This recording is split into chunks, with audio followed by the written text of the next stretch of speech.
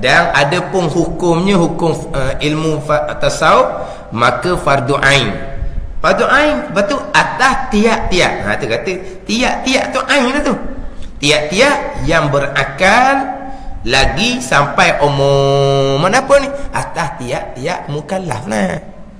Atas tiap-tiap mukallaf. Siapa mukallaf? Orang yang berakal lagi baligh. Jadi fardu ain atas tiap-tiap mukallaf. Hukum ilmu tasawuf, bukan hukum ilmu tasawuf, hukum belajar ilmu tasawuf. Sebab dia hukum ni kena kepada perbuatan kita. Bukan kata ilmu tasawuf ni hukum ilmu ni fardu ain, bukan. Hukum kita belajar. Kita belajar ni perbuatan kita. Kita belajar ilmu tasawuf, hukumnya adalah fardu ain. Fardu ain betul belajar. Fardu ain betul amal pula. Tu fardu ain amal. Ni fardu ain betul belajar. Sekurang-kurangnya contoh dalam kita ni, kita pernah bagi hati, fardu ain kita mengetahui sekurang-kurang 10 sifat mazmumah dan mengetahui sekurang-kurang 10 sifat mahmudah. Tu fardu ain. Lepas tu ilmu tasawuf luah-luah lagi tu, tu fardu kifayah, bukan fardu ain. Mana kalau kita kata nak cukup-cukup fardu ain solid, dalam kitab pernah bagi hati, dalam kitab Hidayatus Salikin. Tapi Hidayatus Salikin ni nak sapa di fardu ain tasawuf tu tengah kitab dah. Sebab di awal tu tauhid, dia ada pekoh di awal tu. Jadi nak masuk pada fardu ain tasawuf ni dalam kitab Hidayatus Salikin tu separuh kitab lebih baru masuk fardu ain tasawuf. Kitab Minhajul Abidin, tu di dalam tu cukup fardu ain, tetapi di dalam tu sebahagian besarnya bukan lagi fardu ain, tapi cukup fardu ain dalam tu. Tapi nak solid fardu ain, kita pernah bagi hati. Tapi kitab Minhaj cukup dapat fardu ain, cukup.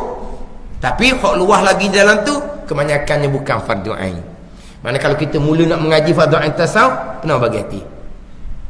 Minhaj ni kita level pertengahan. Sayyidus Salikin lagi luah daripada Minhajul Abidin. Pergi kepada fardu ain, fardu kifayah, sunat-sunat kita belajar. Dan kita Sayyidus Salikin. Naik pula kita hikam. Kita hikam Ibnu Atta ke, kita hikam Ibnu Ruslan ke, kita hikam Abi Madian ke, kita Tanwirul Qulub ke, Tanwirul Qulub, kita Adrun Napih ke, Al-Manhalus Safi ke, Kasbul Asrar ke. Itu ilmu tasawuf haqiqah. Itu bukan fardu ain. Itu tasawuf peringkat universiti. Bukan peringkat orang menengah. Kita pernah hati ni peringkat kalau rendah. Kita hikam Durun Napih, Tanwirul Qulub, peringkat universiti. Siapa yang nak belajar? Orang yang boleh masuk universiti. Siapa yang mengajar? Doktor, profesor yang boleh mengajar. Ni perbandingan ni, jangan fikir universiti pula. Jangan, perbandingan. Maknanya yang boleh masuk universiti orang yang periksa lulus belaka, markah tinggi-tinggi. Orang nak mengaji kita atas hakikat ni, tasawuf ni fardu ain beres belaka dah. Fardu ain tauhid beres, fardu ain fiqh beres, fardu ain tasawuf beres. Boleh ngaji kita ni. Lepas tu siapa yang mengajar tu pula? Yang mengajar tu doktor, profesor. Kalau kira universiti, kalau kira mengajar sini kau guru yang benar-benar mursyid, yang guru yang secara halusi, bukan kitab kosong. Ingat baik. Ini kena letak molek tu bukan fardu ain. Kita panggil tasawuf mukasyafah, tasawuf haqiqah. Ni yang tidak ngaji ni penuh hati ni tasawuf syariat, atau dia panggil tasawuf muamalah. Muamalah ni apa ni? Kira bicara berkaitan dengan sifat-sifat hati. Itu hak fardu ain kepada kita. Dah tak ada ngaji kita hikam. Saya mengaji kita hikam 20 tahun lebih dah. Sampai sekarang saya masih lagi belajar kita hikam. Tapi kalau orang lain nak belajar, itu atas keupayaan diri masing-masing. Atas keupayaan diri masing-masing. Fardu ain tauhid beres, fardu ain fiqh beres, fardu ain tasawuf beres. Hak mengajar tu benar-benar mursyid, yang benar-benar berguru, bukan hanya membaca sendiri. Bolehlah kita tupang belajar. Tak ada lagi, kita tak apalah sabar. Sebab itu bukan fardu ain. Fardu ain kita ni ngaji molek, kita pernah berhati. Hak payah laginya nak beramal. Belajar mudah je.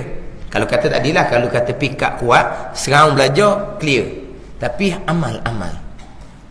Amalnya nak membersihkan hati daripada sifat-sifat cela, riya, ujub, takabur, nak buang tu hak payah kepada kita.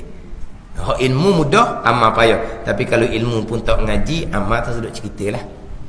Jadi hukum belajar ilmu tasawuf hak dah kitab cara pendapat bagi hati ni hukumnya fardu ain, lepas tu atas tiap-tiap yang berakal lagi sampai umur. Yang kelima